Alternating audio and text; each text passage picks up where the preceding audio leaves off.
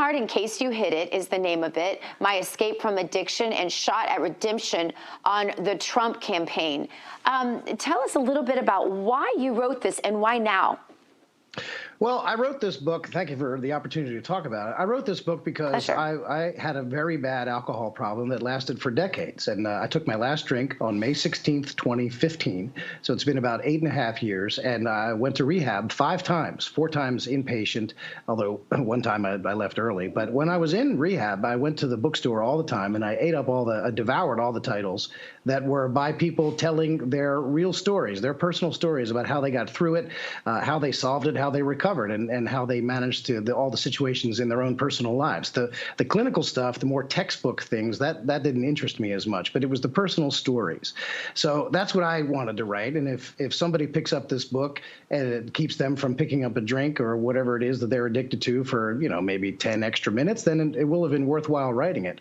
At the same time, in 2019, when I got hired by President Trump to run comms on his campaign, it didn't take opposition researchers, we know what those are, people who dig up dirt on their political opponents. It didn't take them but 10 minutes to look into my background and find my record, which involves, some scrapes with the law, a couple of DUIs, and some other alcohol-related things.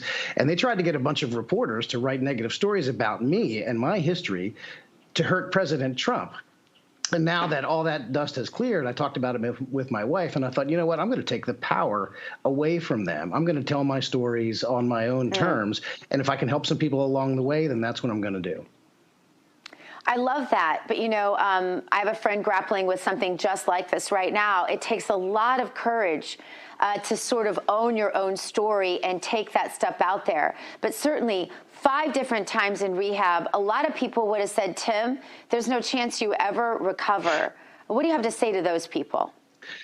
Well, for some people, they get it on the first time. Some people don't even have to think about it. And some people, frankly and sadly, never recover. I was lucky enough to be able to recover. And the battle is never won. I don't like to call myself recovered. I am in recovery. And I know that if I take one drink could set it all off again. It would be the end of everything. I woke up in jail one day in 2015. And my life was really at the low point, and I was in a situation where I was potentially facing about 3 months in jail, and it would have been the end of my personal life. I would have lost my wife, and my family was about through with me. I certainly would have lost my job, and I was working for a member of Congress at the time, and forget about just a job, I would have lost my entire career. So effectively, my life as I knew it would have been over if I didn't turn things around. That happened to me in 2015. I had no idea that less than 4 years later, I'd be working in the Trump administration, flying on Air Force One with Secretary Sonny Perdue of USDA. And then a couple of years after that, actually working on the Trump campaign as the communications director, flying on Air Force One again and actually representing the president of the United States. It's a little bit hard to see that future when you wake up in the drunk tank at the Fairfax County, Virginia Adult Correctional Center. But I was able, through the support of my wife and my family who stuck by me, I was able to get through that. And if anyone can draw anything from my experiences to apply to their own lives, and I'm not saying that they can, but if anyone can, then it was worth doing this. And that's really the main reason why I wrote it. It's a beautiful story, Tim. I have to ask you one last question. We're really out of time. But I think I would be remiss not to ask the question. Hunter Biden right now is saying that MAGA conservatives are exploiting his addiction, and he's really laying out the victim card. It's funny, when I hear you talk about what you went through and what you're still going through in recovery, I don't hear the victim card being played. We certainly do hear that from Hunter Biden. Where do you file all of this in your head?